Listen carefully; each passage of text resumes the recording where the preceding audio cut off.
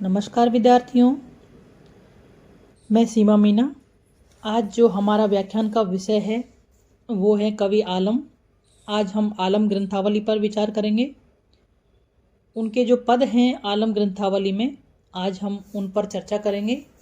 तो उसके लिए आपको आपकी जो रीतिकालीन काव्य संकलन की पुस्तक है उसका पेज नंबर 77 यानी 77 देखना है। पौन के परस क्षुद्र घंटिका के डोले डोले डोले डोले हारहू ने हिये धरे खरी कटिक खीनी है। बेनी की लटक जिनी गिरवा के लरक जाए, छूटी अलकनी छवि काकी लुटी लीनी है।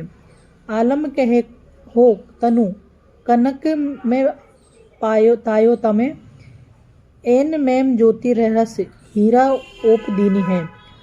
और है सिंगार भार तू ही अपनो सिंगार, बीती है सुनार तू जराऊं जैसी कीनी है।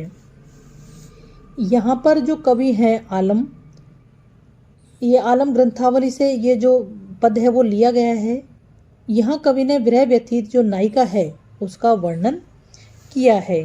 कवि कहता है, पौन के परस क्षुद्र घंटिका के डोले डोले कि जो नायिका है विरह में बड़ी दुर्बल हो गई है।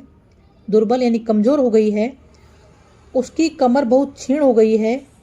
पौन के परस, पौन यानी हवा, परस यानी स्पर्श, वो हवा के स्पर्श से उसी प्रकार डोलने लगती है जैसे हवा के झोंके से छोटी घंटियाँ हिलने लगती हैं।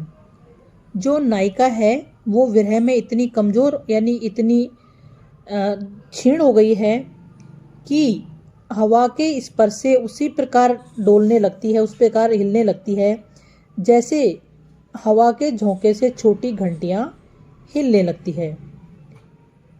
हार हूँ न हिये धरे खरी कटी खीनी है। वह अपनी दुर्बलता के कारण अपने गले में वक्षस्थल पर हार भी नहीं धारण कर पाती। इतनी कमज़ोर यानी इतनी क्षीण है कि उनका जो भार है आभूषणों का, वो भी भार वहन नहीं कर सकती। बेनी की लटक जिनी गिरवा के लरक जाए, सिर के बालों की वेणी, वेणी चोटी, चोटी कहीं गर्दन में ना लटक जाए, इस डर से वह अपने सिर की लटाओं को खुली रखती है। छूटी अलकनी, छूटी खुली रखती है अलकनी बालों को, छवि काकी लूटी लीनी, ऐसा लगता है जैसे लटाओं ने उसकी शोभा को लूटना चाहा हो।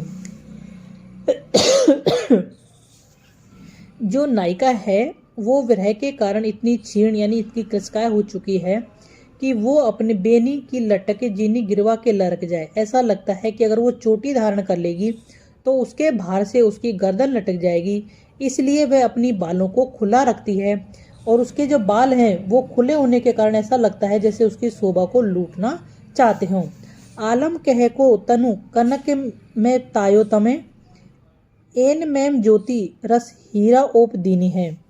आलम कहते हैं कि नायिका के जिस शरीर रूपी स्वर्ण को कामदेव ने तपाया है। आलम कहे तो तनु, तनु यानी शरीर, कनक यानी स्वर्ण में तपायो। नायक जो आलम कवि कहते हैं कि नायिका के जिस शरीर रूपी स्वर्ण को कामदेव ने तपाया हो उसमें ऐसी कांति आ गई है, कांति चमक आ गई है। एन मैन ज्योति रस हीरा ओप दीनी है, मानो कामदेव ने अपनी ज्योति से पच्चीकारी कर दी हो, यानी कि उसमें कारीगरी कर दी हो। कवि कहता है कि और है सिंगार भार तू ही अपनो सिंगार, विधि है सुनार तू जराऊ किसी जैसी कीनी हो। शरीर की सजावट के बाहरी साधनों यानी कि श्रृंगार करना, आभूषण धारण करना, हार आदि के बिना नायिका का शरीर स्वतः ही सुंदर लगने लगा है। और है सिंगार भार तू ही अपनो सिंगार, यानी वो अपना सिंगार, यानी कि जो नायिका का स्वाभाविक जो सौंदर्य है वही अत्यधिक सुंदर लगता है। जो श्रृंगार का भार है वो उसे वहन नहीं कर पाती। श्रृंगार के साधन तो भार बन जाते हैं नायिका के लिए, नायिका स्वयं ही खुद के लिए श्रृंगार है। विधि है सुनार तू जराऊं जैसी कीनी है, वह जैसी भी है सुंदर लगती है। इससे यही प्रतीत होता है कि विधाता रूपी सुनार ने उसके शरीर में पच्चीकारी यानी कि कारीगरी करके उसे सुंदर बना दिया हो। यानी नायिका पहले तो इतनी क्रसकाय है, यानी इतनी कमजोर है कि वो हवा भी अगर उसको स्पर्श करती है तो वो छोटी घंटियां जैसे हवा के माध्यम से हिलती हैं बार बार इधर उधर, उसी तरह से नायिका की जो कमर कटी यानी कमर है वो अधिक खीनी यानी बिल्कुल क्षीण हो चुकी है, और इस कारण वो छोटी घंटियों की भांति हिलती है। और वो इतनी कमजोर है कि जैसे अगर वेणी यानी चोटी भी धारण कर लेगी तो जैसे उसकी ग्रीवा यानी कि जो उसकी गर्दन है वो लटक जाएगी। इस कारण से वो अपनी अलकानी यानी अल्लटों को यानी बालों को खुला ही रखती है। छवि काकी लूटी लेनी, जो ऐसा लगता है जैसे उसकी छवि को लूट लेना चाहते हैं। आलम कहे तो तनु कनक इसमें तायोतम है। आलम कभी कहते हैं कि उसके शरीर को कनक यानी कामदेव ने उसके शरीर को स्वर्ण में तपाया है, ऐसी उसमें कांति यानी कि ओप दीपी ओप दीनी है, ऐसा उसमें जैसे चमक आ गई है मानो कामदेव ने उसके शरीर पर सुंदर पच्चीकारी यानी कारीगरी की हो। और है श्रृंगार भार तू ही अपनो श्रृंगार। जो नायिका है वो इतनी सुंदर है कि उस पर श्रृंगार का भार और आभूषणों का भार ही है, वह अपने आप में ही बहुत सुंदर है। विधि है सुनार, ऐसा लगता है कि जो विधाता है वो सुनार है और उसने बहुत ही सुंदर कारीगरी करके उसे बहुत सुंदर बनाया है, इसलिए उसे बाहरी जो सौंदर्य है श्रृंगार करना आभूषण धारण करना उनकी उसे जरूरत नहीं है। तो यहाँ पर जो कवि हैं विरह जनित पीड़ा से जो दुर्बल नायिका है अस्त व्यस्त वेशभूषा वाली नायिका के प्राकृतिक सौंदर्य का वर्णन किया है। यहाँ चित्रात्मकता है, अनुप्रास और रूपक और उपमा अलंकार है, क्योंकि नायिका की बार बार उपमा दी जाती है। विप्रलम्ब श्रृंगार यानी कि विरह का जो विप्रलम्ब श्रृंगार है उसका वर्णन यहाँ पर किया गया है। कहूँ भूलो बेनू कहूँ धाई गई धेनु कहूँ, आए चित्त चैनु कहूँ मोर पंख परे हैं। मन को हरन को है अचरा चरण को है, छा की छुवत छवि छीन है के छर है। सेक कहे प्यारी प्यारी जो जब ही ते बन गई तब ही ते कानू असु वनी सर करे हैं। याते जनी यति है जो वेव नदी नारे नीर, काने बर बिकले वियोग रोए भरे हैं। यहाँ पर जो कवि आलम हैं उन्होंने विरह व्यतीत कृष्ण की दशा का वर्णन किया गया है। कहूँ भूलो बेनु धाई कहूँ धाई गई धेनु कहूँ, कवि वर्णन करता है कि अप्सरा से भी सुंदर वह कौन है जिसके प्रभाव से जिसके वियोग से कृष्ण की ऐसी दशा हो गई, यानी कौन ऐसी सुंदरी है जिसके वियोग में कृष्ण की दशा ऐसी हो गई है। कृष्ण की ऐसी दशा हो गई कि उस अपनी बांसुरी यानी अपनी बांसुरी को अपनी गायों को भी नहीं संभाल पाए हैं।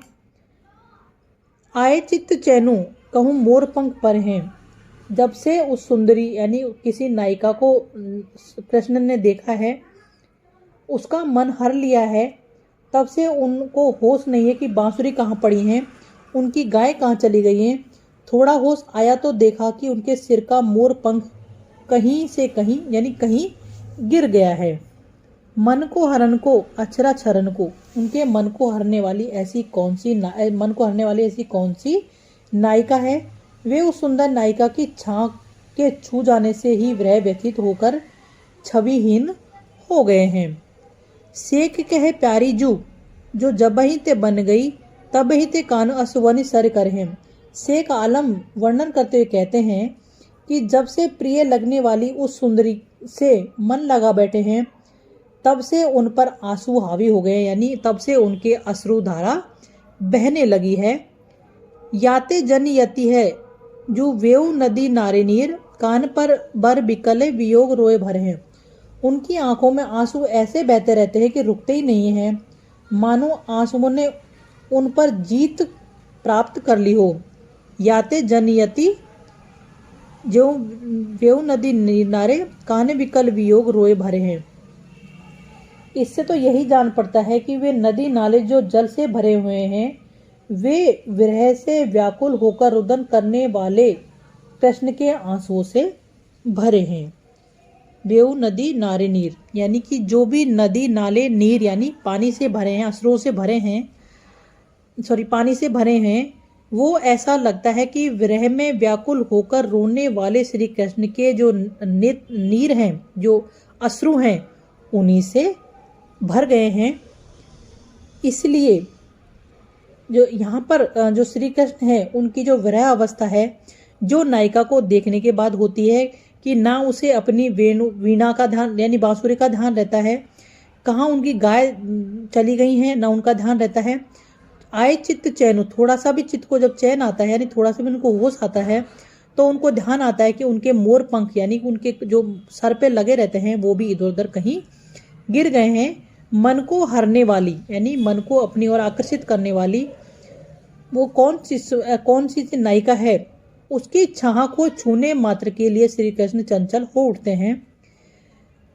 कहे प्यारी जू, जो जब ही ते बन गई तब ही ते कानू असवन सरी कर हैं। जब से श्री कृष्ण ने यानी उस नायिका को देखा है तभी से उन्होंने जैसे लगता है जैसे आंसुओं ने उनके ऊपर राज कर लिया हो। ऐसा लगता है कि जो नदी नाले जो पानी से भरे हुए हैं वो मानो विरह में व्याकुल होकर रोने वाले श्री कृष्ण के जो आंसू हैं उनसे ही भरे हों। आज के लिए बस इतना ही। धन्यवाद।